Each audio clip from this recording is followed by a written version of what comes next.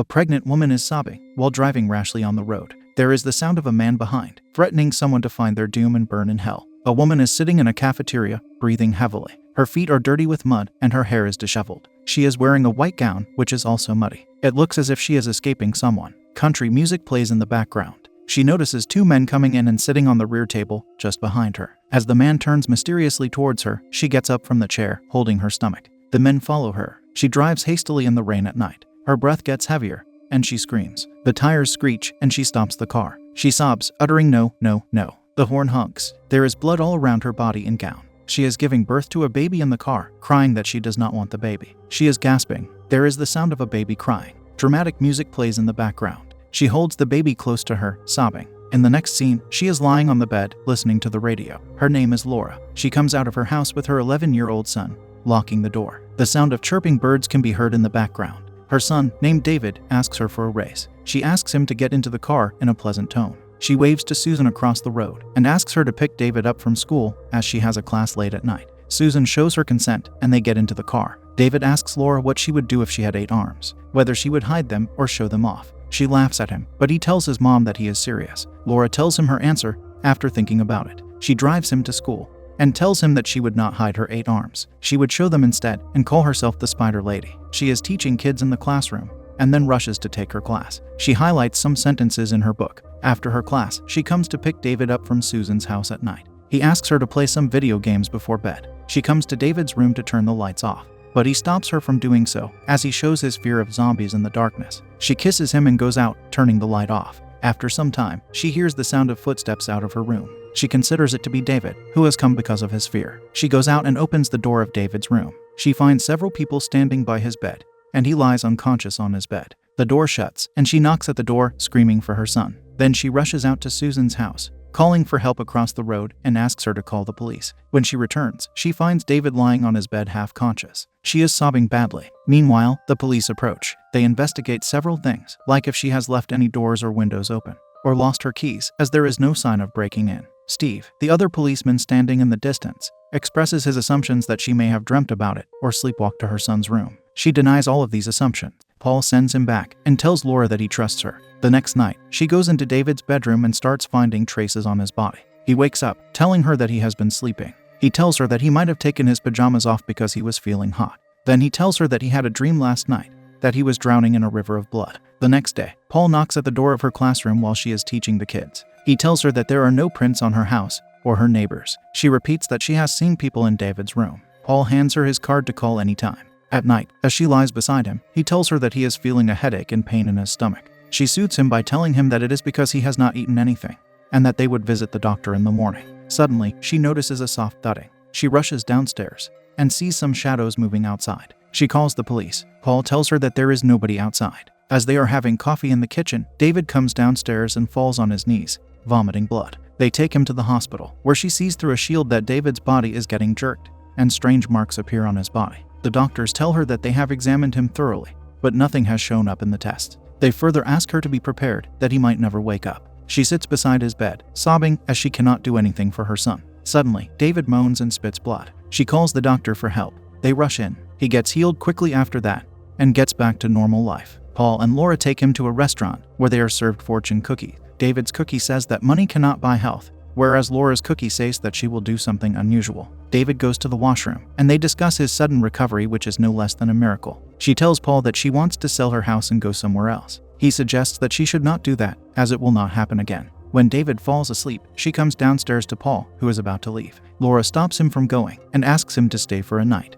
They get intimate. David screams in his room, and they rush to his room, where he is gagging on his bed. In the hospital, Laura tells the doctor that she has called him 3 times and told him that David is not eating and drinking, just like before, but he has not paid any attention to it. The doctor tries to calm her down. Sitting out with Paul, she tells him that she has hidden something from him. She further tells him that she was raised in a cult and escaped from it 8 years ago. She shows an apprehension that it is all because of that, and that the cult members are after her son. Dr. Bond calls her from behind. She gets up, whispering to Paul to keep her secret and stay with her. Sitting by David's bed, she notices his bones and jaw cracking. She hears the doctors whispering outside about some people who will come to take David with them when she falls asleep. She picks up her son and hides in another room. The doctors rush towards his room upon hearing the alarm. She succeeds in escaping and takes David to Susan's house, asking her to take care of him until she comes back. Laura picks up essential things from her house and asks Paul to meet her outside of David's school. When she goes back to Susan's house, she is shocked to see David eating Susan's stomach. There is blood all around. He tells her that he is feeling good. She takes him to the shower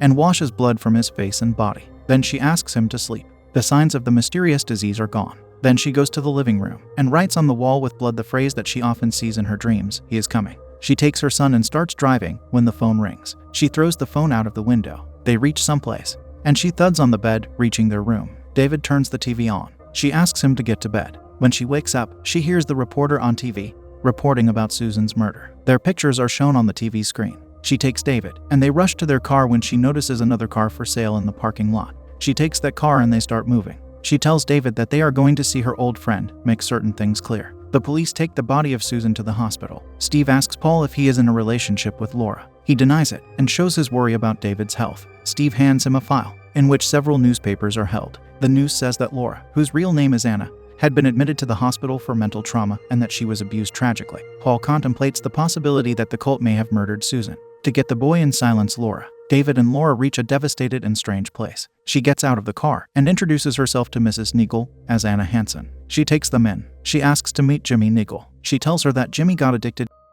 and had been in and out of prison for 5 years. She tells her that she had been blaming her for introducing Jimmy to her father for years, but it was not her fault. She further tells her that Jimmy is in Clarksdale, Mississippi, an awful place. Paul goes to meet Dr. Nathan J. Brantley in the hospital, but finds out that he retired a couple of years ago. He takes his address and goes to meet him. Laura takes David to meet Jimmy. The place looks awful and clumsy. Recognizing Anna, Jimmy takes them in. She tells him that David is her son from her previous marriage. He asks about the other child, to which she replies that it was stillborn. Anna tells him that she does not remember anything because of the medications. Jimmy tells her that he remembers everything. She asks him to tell her what he remembers. Jimmy tells her that she used to chant because no one else could chant like her. She made the demon rise from hell, and they let the huntsmen have their way with her. She denies it by telling him that she remembers that it was her father who did it. Jimmy tells her that she was sacred, so she was meant for the demon. She expresses her fear of becoming psychotic again. David enters, telling her that his body is hurting. The same strange signs are shown again on his body. Dr. Nathan tells Paul that Anna had suffered terrible abuse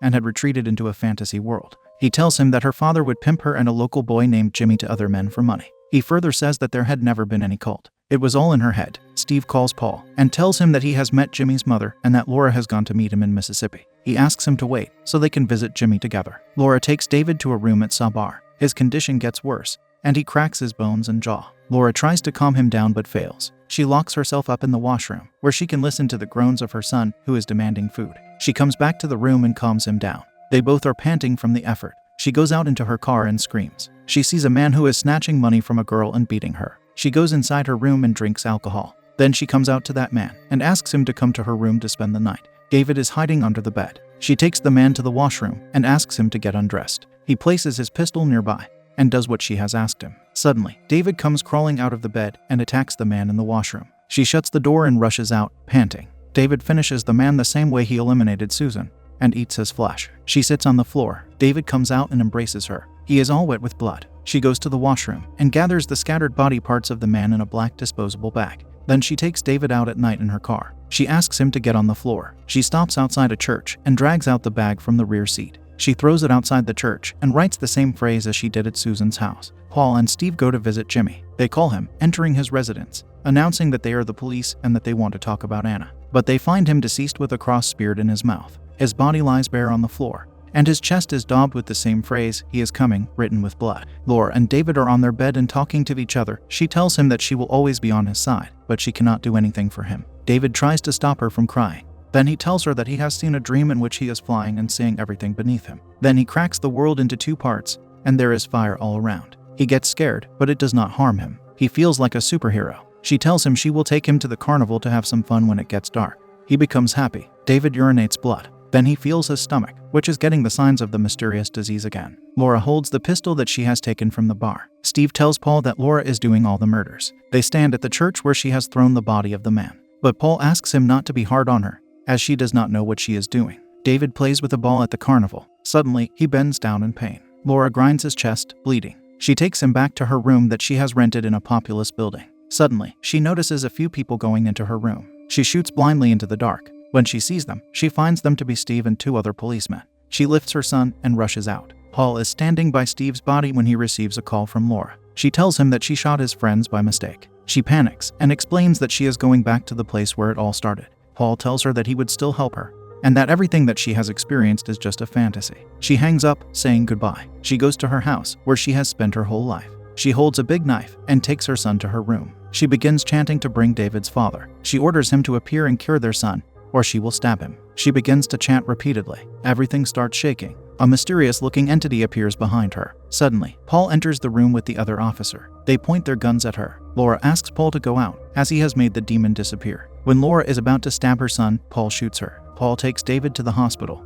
and sits beside him, assuring him that he will always take care of him. He takes off his jacket and starts to cut his arm over David's mouth. He begins to grunt. Then he cuts some flesh from his arm and feeds him. David wakes up. Paul reassures him he will be with him. Paul has a vision of himself stabbing Jimmy. He further tells David that he has someone who wants to meet him. That mysterious being appears before him, and he embraces him, calling him daddy.